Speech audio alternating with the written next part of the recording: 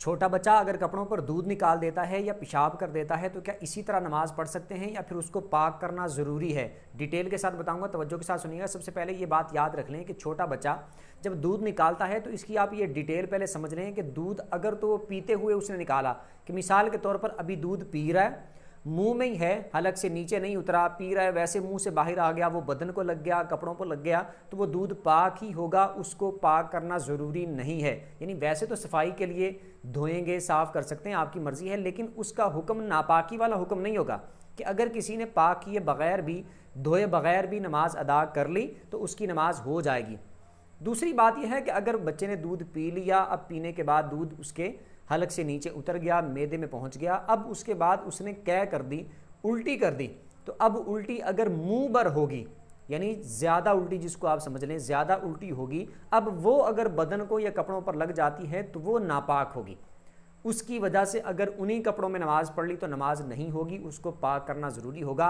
बदन पे लगी है तो बदन के उस हिस्से को भी पाक करना ज़रूरी होगा, कपड़ों पर लगी है तो कपड़ों का वो हिस्सा भी धोना ज़रूरी होगा, उसको पाक करना ज़रूरी होगा। अब हाँ, ये कहा जा सकता है कि भाई इसमें फ़र्क कैसे करेंगे कि दूध मैदे से होकर आया है या फिर मैदे से होकर नहीं आया, तो फ़र्क बिल्कुल वाज़े है। एक बच्चा है, वो दूध पी रहा है अभी और मुंह से ही उसने बाहर निकाल दिया, या मुंह से वैसे ही उसके बाहर निकल गया, या मुंह को थोड़ा लगा हुआ था और वो कपड़े से साफ़ कर दिया या कपड़े को लग गया, तो वो पाक है, उसको पाक करना ज़रूरी नहीं है। वो दूध पाक ही है, कपड़ों पर लगे, बदन पर लगे तो उसको पाक करना ज़रूरी नहीं है, वो नापाक नहीं है।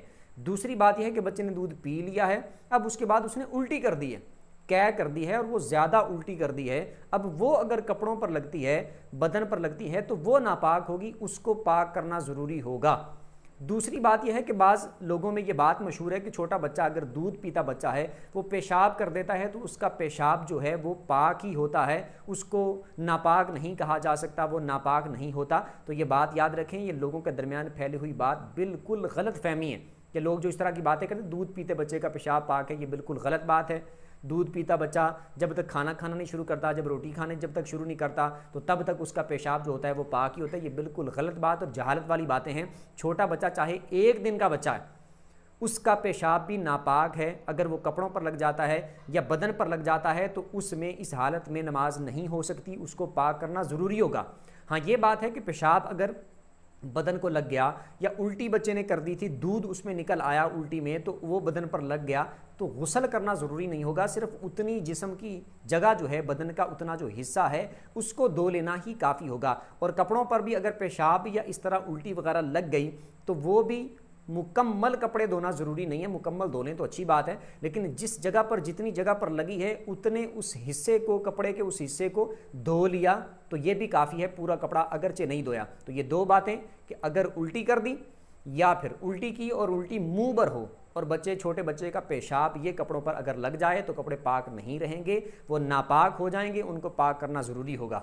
बदन पर लगे तो बदन भी पाक करना ज़रूरी होगा। और दूसरी बात जो मैंने दूध वाली समझा दी कि अगर मुंह से ही लौट आया, मुंह से ही बाहर आ गया, मुंह को लगा हुआ तो वो कपड़ों पर लग गया, वो पाक होगा। लेकिन अगर मुंह पर उल्टी कर दी तो वो नापाक होगी, कपड़ों पर या बदन पर लगेगी तो वो बदन को और कपड़ों को नापाक कर देगी। उम्मीद करता हूँ अच्छे तरीके से समझ आ गई होगी। फिर भी इसमें से आपको कोई बात समझ ना आई हो तो कमेंट में अपना सवाल पूछ सकते हैं। वीडियो जिसको अच्छी लगी हो वीडियो को लाइक कर दें, चैनल को सब्सक्राइब कर दें, बेल आइकन पर प्रेस कर दें ताकि जो भी दीनी मसाइल पर वीडियो अपलोड हो उसका नोटिफिकेशन आपको मिल जाया करे। अगली वीडियो तक के लिए इजाज़त दीजिए। अल्लाह हाफिज़।